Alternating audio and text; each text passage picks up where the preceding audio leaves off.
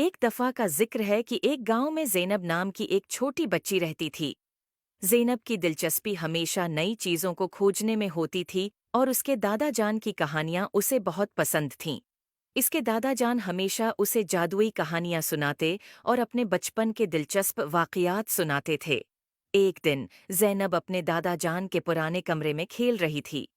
उसने एक पुरानी लकड़ी की अलमारी देखी जिसमें एक छोटा सा संदूक रखा था। ज़ैनब की तजस्सुस की वजह से उसने संदूक का ढकना खोला और अंदर एक खूबसूरत चमकती हुई अंगूठी देखी।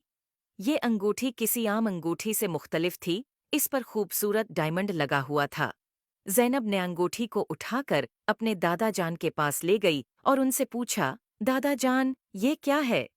दादा जान ने अंगूठी देखकर मुस्कुराया और कहा, ये जादुई अंगूठी है। ये अंगूठी हमारे खानदान की हिफाजत के लिए है। जब कोई सही नीयत से उसे पहनता है तो ये एक जादुई मखलूक में तब्दील हो जाता है जो पहनने वाले की हिफाजत करता है। ज़ैनब ने हैरत से पूछा, क्या मैं उसे पहन सकती हूँ? दादा जान ने नरमी से कहा, हाँ, लेकिन याद रखो, ये अंगूठी सिर्फ सही नीयत और दिल की पाकीज़गी के साथ ही अपना जादू दिखाती है।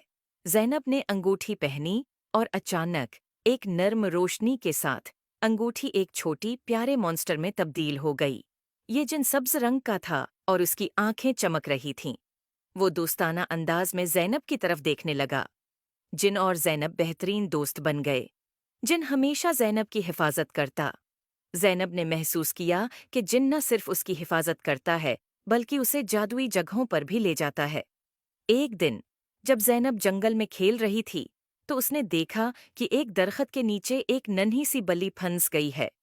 ज़ैनब ने जिन को बल्ली की मदद के लिए कहा।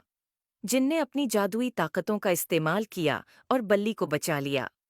ज़ैनब ने देखा कि जिन सिर्फ एक मॉन्स्टर नहीं बल्कि एक सच्चा दोस्त और मुहाफिज है।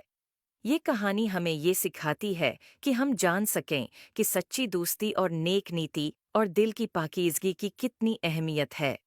उम्मीद है आपको स्टोरी पसंद आए होगी। Please like and subscribe my YouTube channel